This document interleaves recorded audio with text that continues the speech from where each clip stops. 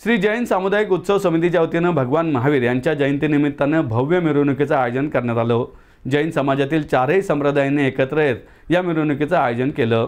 त्रिशलानंदन वीर की जय बोलो महावीर की असा जयघोष करीत मंगलवाद्यांच्या सुरात शोभायात्रेची सुरुवात झाली।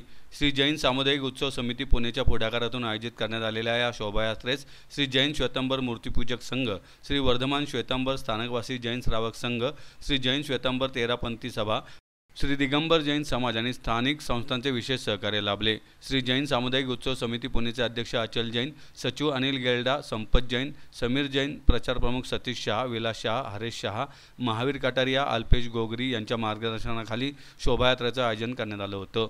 गुरुवार पेठेतील श्री गोडीजी पार्श्वनाथ जैन मंदिर येथून भगवान महावीर यांचा जयघोष करीत सुरुवात झाली। पारंपरिक वेशभूषेत मोठ्या संख्येने उपस्थिती दर्शवित जैन बंधू भगिनी उत्साहाने या शोभायात्रेत सहभागी झाले होते। युवकांचा सहभाग मोठ्या संख्येने होता। शोभायात्रेत पुण्यातील विविध भागातून रथ सहभागी झाले होते। त्याचप्रमाणे महिला मंडळाचाही सहभाग होता। आकर्षक फुलांच्या सजावटीने शोभायात्रेतील रथ सजवण्यात आले होते। शोभायात्रेच्या सुरुवातीस भगवान महावीर यांची प्रतिमा असलेला चांदीचा रथ होता। हा रथ भाविकांनी स्वतः ओढत नेला। भगवान महावीर यांच्या जन्माचा देखावा आकर्षणाचा केंद्रबिंदू ठरला। महिलांनी महावीर जयंतीचे महत्त्व सांगणारे तसेच सामाजिक संदेश देणारे विविध फलक हाती घेऊन जनजागृती केली। सप्त अश्वांचा चंदेरी रथ, गजरथ, सिंहरथ यांच्यासह विविध बँड सहभागी झाले होते।